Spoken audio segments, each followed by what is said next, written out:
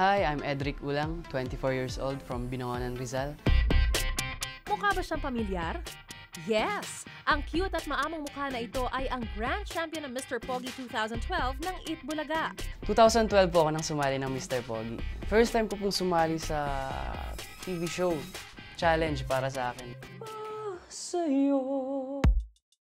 Pero ang Mr. Pogi na Rizal, may bago raw patutunayan. Hindi na nga lang daw siya lalaban sa papugian, kundi sa kantahan at sayawan.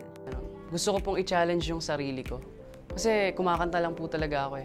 So, challenge ko po yung sarili ko na dapat after ko lumabas, magaling na ako sumayaw.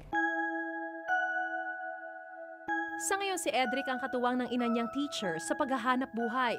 Pinahinto ni Edric ang amang tricycle driver mula nang magkasakit ito. Nung nanalo po ako sa Mr. Pogi, pinatigil ko na po siya. Sabi ko kay tatay, mag-relax ka na kasi tapos na yung ginawa mo sa akin na tulong. Ako naman yung babawi sa'yo. Yun yung sabi ko sa kanya. Kaya mas lalo pang ginagalingan ni Edric sa To The Top.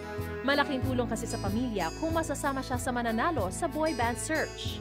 Yung family ko po yung nagbibigay ng lakas sa akin para gawin po yung mga dapat kong gawin or kung ano man yung passion ko sa buhay. Sila yung inspirasyon ko.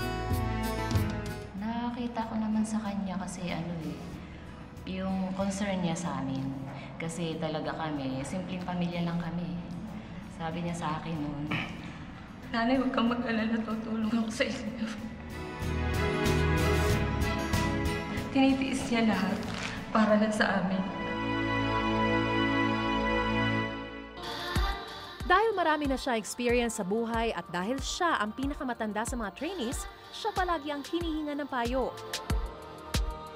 Pero dahil mas bata ang mga kasamahan, minsan iniisip ni Edric na baka ito na ang last chance niya para makasali sa isang boy band. Kaya naman doble ang ginagawa niyang effort. Kailangan ko po talaga magpursige kasi hanggat bata pa po ako, hanggat binata, hanggat kaya ko pa yung sarili ko, gusto ko makatulong po talaga ako sa kanila. Good looks, talent, at determinasyon. Ito ang gagamitin ni Edric para makarating siya to the top.